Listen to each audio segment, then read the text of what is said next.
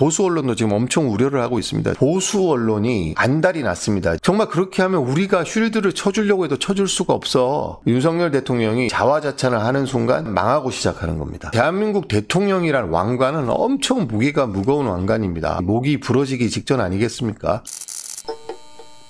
동아일보에서는 왜 그러면 윤석열 대통령이 기자회견을 결심했냐에 대한 기사를 실었는데, 참모진 친윤 건의의 마음을 바꾼 듯 일각선 김 여사도 동의했을 것. 한밤공지. 정상적이지 않습니다. 이것도 즉흥적입니다. 아주. 추경호 원내대표하고 정진석 실장하고 밥 먹다가 즉석에서 결정을 했다라고 하니 이런 과정 자체도 깔끔해 보이지가 않습니다. 조선일보 기사입니다. 모든 의혹에 대해 모두 답한다는 윤. 무제한 회견.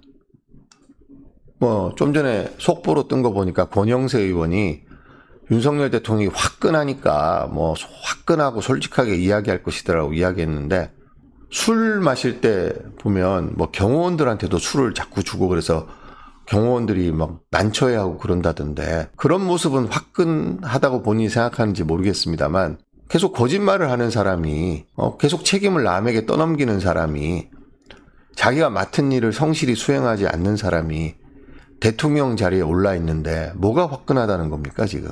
권영세 의원의 인식도 한심합니다. 그렇죠. 남의 기차 좌석에 발 올리고 어디 가서 쩍벌하고 여당 대표 만났을 때 손으로 이렇게 책상 짚고 내려보고 이런 게 화끈한 겁니까? 그런 게 화끈하다면 화끈한 거겠죠. 국민들이 바라는 화끈함과는 전혀 거리가 먼 화끈함입니다. 자, 지금 보수 언론이 안달이 났습니다. 지금 내일 윤석열 대통령에 대한 담화에 대한 기대가 없어요. 보수 언론도 제가 보니까. 대신에 이런 거는 꼭 좀 해라고 지금 촉구를 하고 있습니다. 이런 내용 꼭 담아야 돼. 제발 우리 사설 칼럼을 읽고 내일 회견은 절대로 망치면 안 돼. 이런 간절함이 느껴집니다. 그래서 조선일보가 이런 내용을 담으라고 제언을 했습니다. 윤석열 대통령과 대통령 참모들이 이걸 보라고, 이런 내용은 꼭 들어가야 됩니다라고 제언을 하고 있습니다. 지금.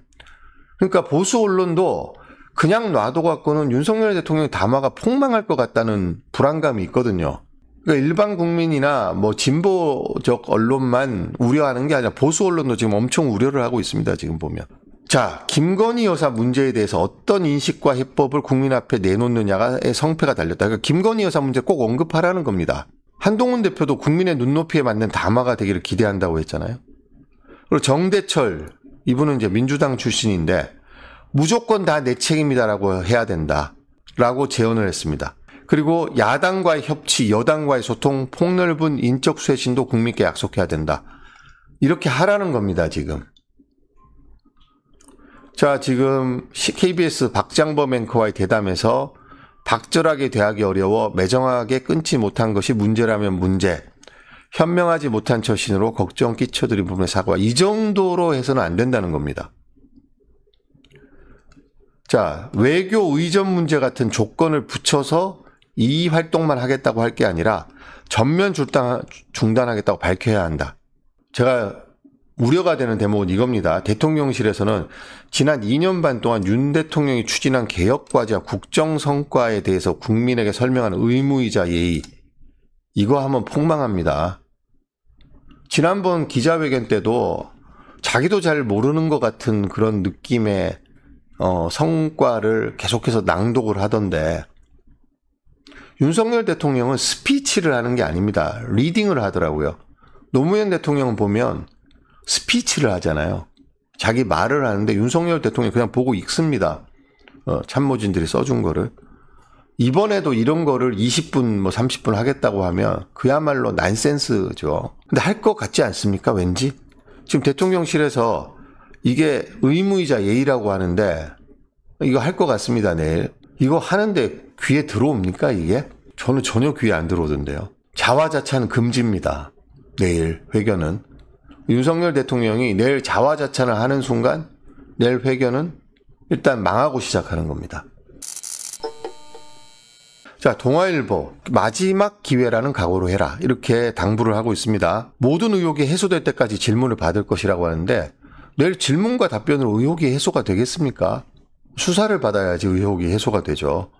이 말이 믿기지가 않습니다. 의혹이 해소될 때까지 질문을 받을 것이라고 하는데 질문과 답변으로 무슨 의혹이 해소가 됩니까? 이번 회견은 윤 대통령에게 가혹한 시간일지 모른다.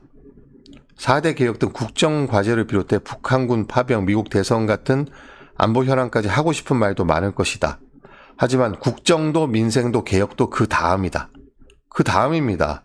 독단적 국정 운영의 근원도 다른 데 있지 않다.